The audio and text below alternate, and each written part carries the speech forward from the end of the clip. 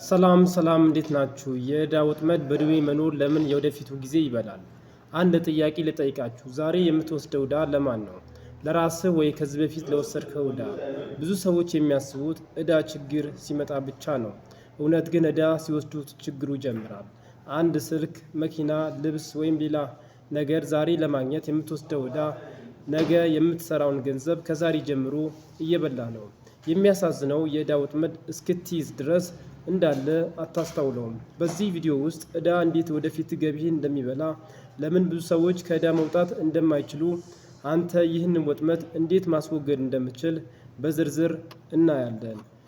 ሰላም ውድ ተመልካቾቻችን፣ ወደ ገንዘብ ነፃነት ጉዟችን በሶስተኛው ቀን እንኳን ደህና መጣችሁ። ባለፉት ቪዲዮዎች ገንዘብ ስለማስተዳደር፣ ስለ ገንዘብ አስተሳሰብ ተነጋግረን ነበር።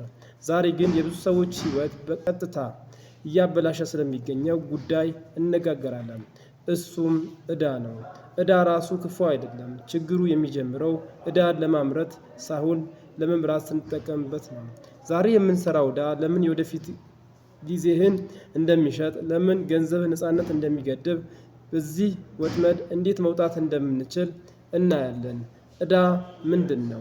ዕዳ በቀላሉ ለመናገር ዕዳ ማለት ዛሬ ገንዘብ ወይ ንብረት ወስደህ ነገ ከፍለህ የምትመልሰው ግዴታ ነው። ይህ ቀላል ይመስላል፣ ግን ችግሩ ብዙ ነው። ዛሬ ያልሰራኸው ገንዘብ እየተጠቀምክ ነው። ስለዚህ የወደፊት የምታገኘው ገቢ ከመምጣቱ በፊት ባለቤት ይኖረዋል ማለት ነው። በሌላ አነጋገር ዕዳ ማለት የወደፊት ገቢ አስቀድመህ መሸጥ ማለት ነው። ዕዳ እንዴት የወደፊት ጊዜ ይበላል? አንድ ምሳሌ 20 ሺህ ብር የሚያወጣ ስልክ ለመግዛት ዕዳ ወሰድክ እንበል። ስልኩ ዛሬ ትወስዳለህ፣ ነገር ግን ለቀጣዮቹ 12 ወራት የደሞዝ ክፍል ለዚያ ስልክ ይሄዳል። ይህ ማለት የሚመጣ ገቢ ነፃ አይደለም ማለት ነው። አዲስ እድሎች ማግኘት ይከብዳል። መቆጠብ አትችልም። መዋለ ንዋይ ማድረግ አትችልም።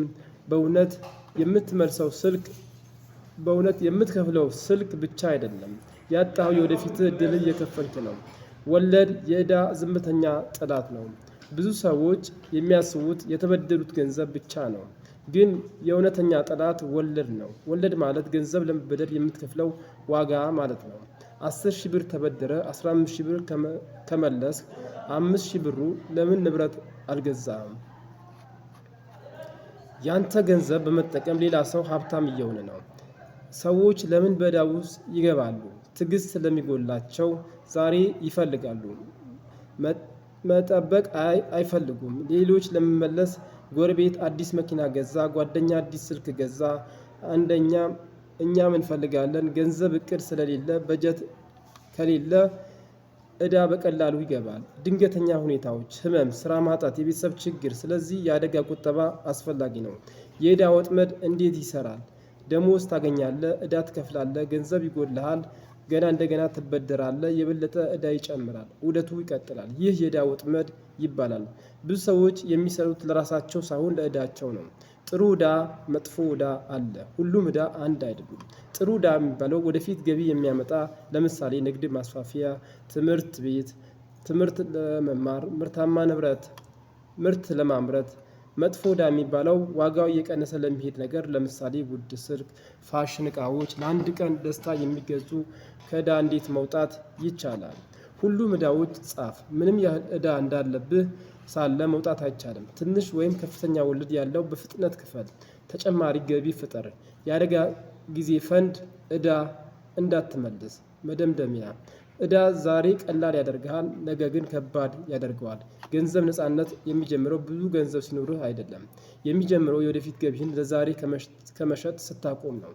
ዛሬ ራስህን ጠይቅ፣ የምሰራው ለራሴ ወይስ ለዕዳዬ?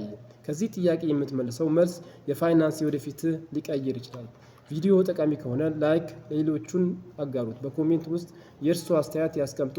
ዕዳ ደርሶ ትልቅ ትምህርት ምን አስተማረዎት? ቀጣዩስ ገንዘብ ነፃነት ትምህርት እንዳያመልጦት ቻናሉን ሰብስክራይብ ያድርጉ።